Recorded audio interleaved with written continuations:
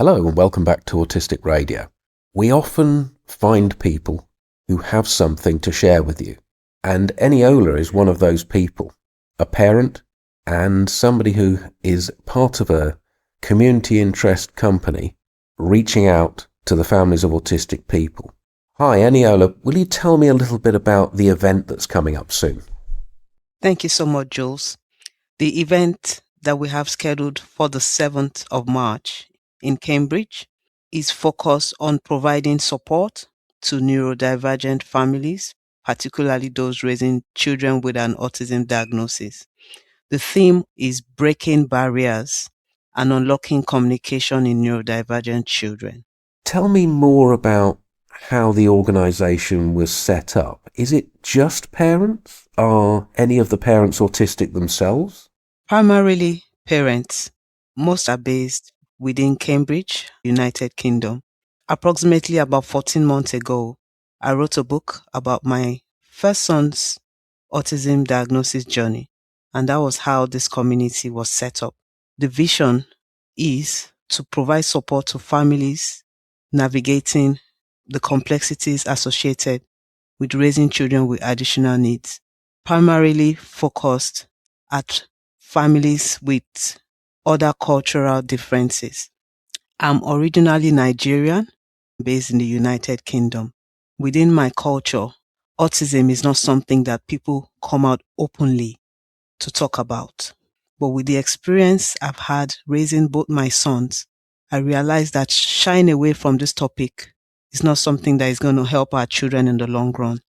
And that is really the primary motivation.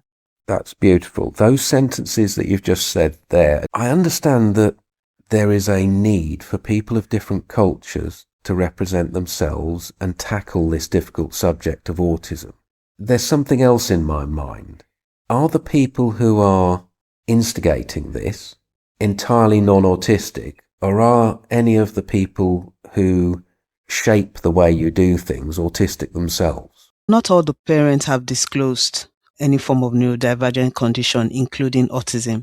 However, many have more or less suggested that they could possibly have a sort of diagnosis, but they haven't explored actually going to get formally diagnosed. This is a very normal thing, isn't it? Yes. People come together, their children are autistic, and then they start looking at them themselves. Very normal. When I think about my own children and my own family and my husband, I've had to look inward. Is really to try and trace, okay, is it possible that any one of us have traits of autism or even ADHD? My husband jokes around about it that he probably needs to go and have himself checked. So yes, having children or a child with any form of neurodivergent condition, including autism, puts you in a position to start to check and actually critically look at some of the traits that you might have overlooked or not been able to give a proper answer to as to why you might be different. That's interesting. And I hear the humour in you as a couple when you're tackling this. And I think that's something that's going to give you strength and resilience. When we talk about the event itself, is it primarily aiming at people from cultures originally from another place before the UK? Is it aimed at non-white British people, people who have cultures from all the way around the world, or is it for that group and everyone else too? It's for that group and everyone else, because one of the pillars of our community is inclusion. But I mentioned the cultural aspect because that is the foundation on which the community was established, recognizing that there are some cultures that are not very open to having this kind of difficult conversation. So it's a way to help them. What we say a lot is to come out of hiding, to see that there is really nothing to be ashamed of, and to almost see all their other counterparts from different cultures to see that everyone is navigating something similar. So yes, it's for all cultures. That's a wonderful concept, Eniola. Recently I was teaching in a school in the northern part of the Sahara, over the other side of the Atlas Mountains, in a Muslim school, and I was speaking to the principal of the school whose home I was living in, and the concept of autism was discussed around the dinner table, and I was told by both the principal and his wife that in his culture, the word autism, or this idea of autism, was difficult and shameful, and his neighbours were negative about the even existence of autism. And when I reflected his thoughts through my mouth on Autistic Radio, I was taken aside by somebody from originally India, and they criticised me, and they said that me taking those words and saying them was a racist act. How do I avoid that in the future? Because I don't want to hurt people with any racist act, but I do want to address that different cultures do have different difficulties and understandings around autism. What can you advise me with? First of all, I must applaud you, Jules, for actually reflecting on that experience to try to glean, better ways of probably addressing it in the future. And the only thing I have to say to that is every individual is different. What might come across as not too pleasant to one person might actually be what many people will see as someone advocating for them and giving voice to their need. So I would just say, just give yourself grace. You might not be able to please everyone, but I think for me, what I do is I check my motive behind everything I do. Am I genuinely trying to help? As long as I'm able to say that I'm genuinely trying to help, then I do what needs to be done, being mindful also of language, and sometimes even checking with the group in question to see, okay, what is the best way to express this? Sometimes that little check can be all that would help to resolve it, but there's no perfection.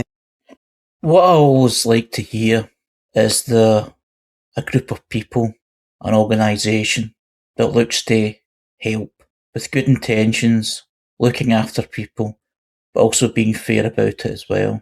Because as we know, the world is cruel. It's cruel to everybody.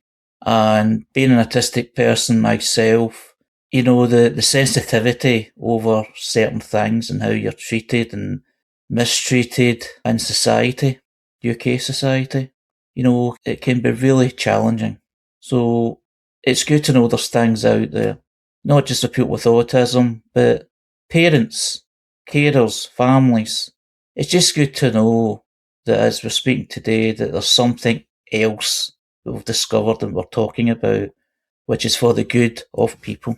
Thank you so much for that. You've just kind of hit the nail on the head. This is the motivation behind what I do. And my children have taught me so much. I have 2 sons. One is 11 and the other one is 7, both with an autism diagnosis. And they've taught me so much about life. They've made me become more open to understanding other people's differences, almost like giving me an additional lens to look at life. So it was really difficult to go down this route because I'm still trying to make sense of my own unique parenting journey. But the fulfillment that has come in the past 14 months, seeing other families trying to also make sense of their children's uniqueness and their children's difference, and almost coming full circle from a place of not accepting the diagnosis to almost embracing the reality that is ahead. That is what fuels our journey. And I'm not alone in this work. I have other families that are supporting. We call ourselves families. So we're like a family within a family. And this is our drive to really see that society becomes a truly, truly inclusive space for every person, irrespective of whatever difference that they manifest. Thank you. Well, listener, you can hear the passion in Eniola, and that is a good enough reason to find this event from the program notes here, or contact Eniola, because she is creating a model that other people need. And I believe that Eniola is one of those people who will reach out and help you in your journey too. Eniola, thank you for coming and telling us about this today. Just give us the dates and briefly tell us what will happen on the day. Thank you so much, Jules. The event is free for everyone to attend. It's happening on Saturday, the 7th of March, 2026, from 1 to 4 p.m. The key activities to look out for on the day: speech and language sessions with a reputable speech and language provider, panel discussions with families with lived experiences, sharing their stories alongside some of their children that are able to do so, and an additional panel discussion with professionals, because we see professionals as partners on this journey to supporting our children. We have professionals from healthcare, from education, as well as a music therapist.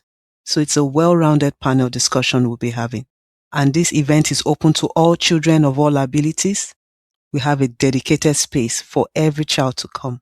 And we will be launching a Thrive in Interest initiative to celebrate the strengths of our children. Free to attend, open to all families and professionals. You don't have to have anyone with a neurodivergent condition to attend, because it's part of creating awareness, because together we can build a truly inclusive society. Parents cannot do it by themselves. Professionals cannot do it by themselves. We need everyone working together. So this invitation is extended to all. I hope to see you there. We speak our words, we listen. We speak our words, we listen. We speak our words, we listen. We speak our words, we listen. Autistic Radio is about us, it's for us, and it's from us. Autistic Radio is about you, it's for you, and it can be from you. We have the bigger picture. Advocate, use us, speak to the world, your project, your idea, your enthusiasm. We have a whole range of different programs that will fit what you want. As far as listening goes, there's some challenging stuff out there, because amongst the identity, the entertainment, and the community, we also make serious programs with autism professionals, challenging their ideas and bringing what you say in other spaces to them. A lot of those are difficult listens, but it's a holistic gathering. It comes all together. Autistic Radio is very varied. We need a favour. To encourage us, we need you to share us.